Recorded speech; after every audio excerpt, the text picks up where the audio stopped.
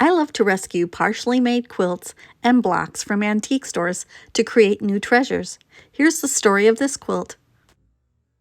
This is a quilt top I found at a secondhand store or an antique shop, I can't remember which, and it's partially done. There's a little bit of staining on it, but the blocks are actually pretty nicely done. Some of the corners don't exactly meet, and it was all in parts. Like there's this long section here of this border, and there were some squares in it and pieces, just random things. And the fun thing about this one is I just love all the prints in this one, first of all. But some of the seams were hand sewn and some of the seams were sewn by machine. Probably won't be able to find anything. Oh, see, here's some of the hand sewn. And then some of them were sewn by machine. So I thought that was kind of interesting. And so I don't know how I'm going to put it together. I need to kind of figure out how many pieces there are and what I can scratch out of it. The nice thing about collecting feed sacks all these years is I'll be able to work some of those pieces in. At first I thought I'd just put it together as it was already partially sewn. However, after realizing that none of the piece blocks or the setting squares were the same size, I knew it wouldn't lay flat if I tried that. I decided to just take all the blocks apart and then I would make decisions. I got to spend some quality time with my seam ripper in front of the TV. I took the whole thing apart and I also took apart the border section. The size of the seams was all over the place. Some were 1/8 of an inch, some were 5/8 of an inch. It's no wonder why the whole thing was a little bit wonky. I ended up with 30 blocks and enough triangle pieces to make 6 more blocks. When I took apart the border section, I kept sets of 3 triangles together to make piecing the blocks a little easier. I trimmed the leftover muslin that came from the pieces to use for the center of those blocks. I sewed the short sides to the center square and then sewed the Y seams to finish the corners. It was only 6 blocks, so I wasn't too intimidated by the Y seams. Once I pieced the remaining 6 blocks, I pressed all of them and then trimmed them all to one size. Since none of the blocks were square or even, I just picked one size and made them all the same.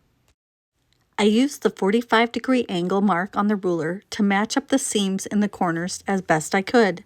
Some were barely big enough and I trimmed very little from them. Others needed quite a bit trimmed off. I tried really hard not to cut off the tips of the triangles, but sometimes it was just necessary. Once they were all trimmed to 6 inches by 6 inches, I now had a new decision to make, and that was how to put them all back together again. Should I follow the original design of how the quilt top was originally pieced, or do I go in a new direction? I knew I would have to replace some of the muslin squares, and then the new squares wouldn't match the centers of the squares of the blocks. It wouldn't have the same patina, so I decided to go in a new direction and cut the original muslin squares into sashing to go in between the blocks. I would also need cornerstones to separate the sashing rectangles. This is where my stash of vintage feed sacks came to the rescue. I picked a pretty feed sack to cut into squares for the cornerstones. I knew the rectangles that needed to be cut for sashing were going to be 1.5 inches by 6 inches, so my cornerstones needed to be cut at 1.5 inches by 1.5 inches. I cut 1.5 inch strips and then subcut the strips into 1.5 inch squares. The plan is to set the quilt in 6 rows of 6 blocks with sashing in between the blocks and on both ends.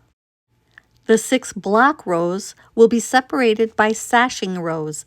The sashing rows are made of 6 muslin rectangles with cornerstones between and on both ends. Whoever started this quilt didn't have all the great tools that are available to quilters today. They did the best they could with what they had. We are lucky today to have rotary cutters and rulers to make all these precise cuts that are all the same. Back when this quilt was started, which I'm going to guess was in the 1930s or 40s, they would have had to use cardboard templates to trace the shape on the wrong side of the fabric and then cut it out with the scissors. Every time they traced around the template, it would change the shape of the template by a small fraction of size. Thank goodness for modern quilting tools. From each of the setting squares that were in the quilt top to begin with, I was able to get 4 rectangles to use for sashing. Some of the squares were not quite big enough to cut the rectangles I needed out of them, and some were too stained. I set all those aside. Fortunately, I had enough squares to get the rectangles I needed for all of the sashing. In total, I needed to cut 49 cornerstones and 84 rectangles for the sashing. Once everything was cut, it was time to start sewing it all back together. I used 1/4-inch seam allowances, and I started by sewing a sashing rectangle to each of the blocks.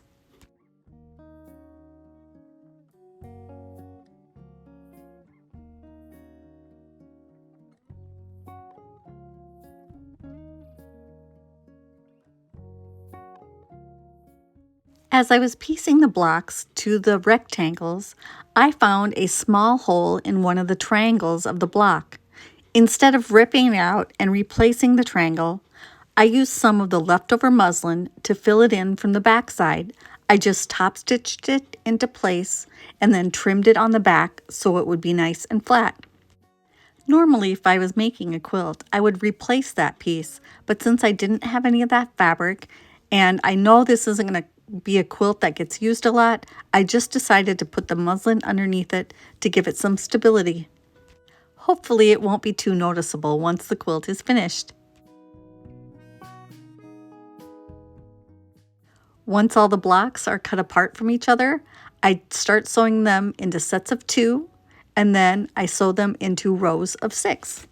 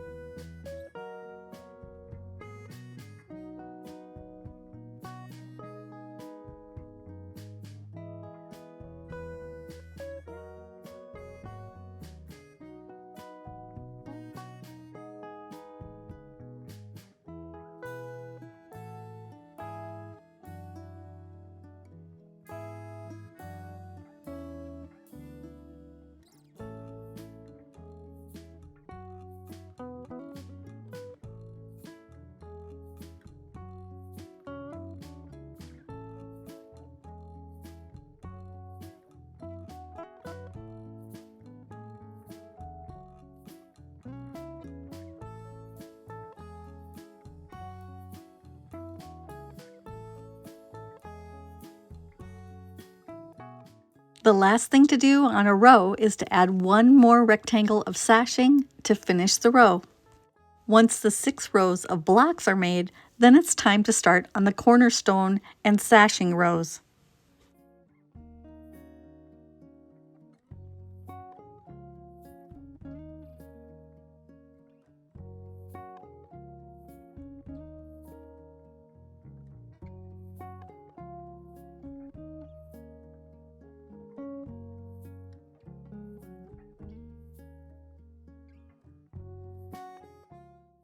Each of the sashing rows is made of 7 squares and 6 rectangles of muslin. I started by sewing all of the squares to a rectangle, and then I just started sewing them in sets of 2, and then sewing sets of 4, and then finally rows of 6 rectangles and 7 cornerstones. Each of these need to start and end with a cornerstone.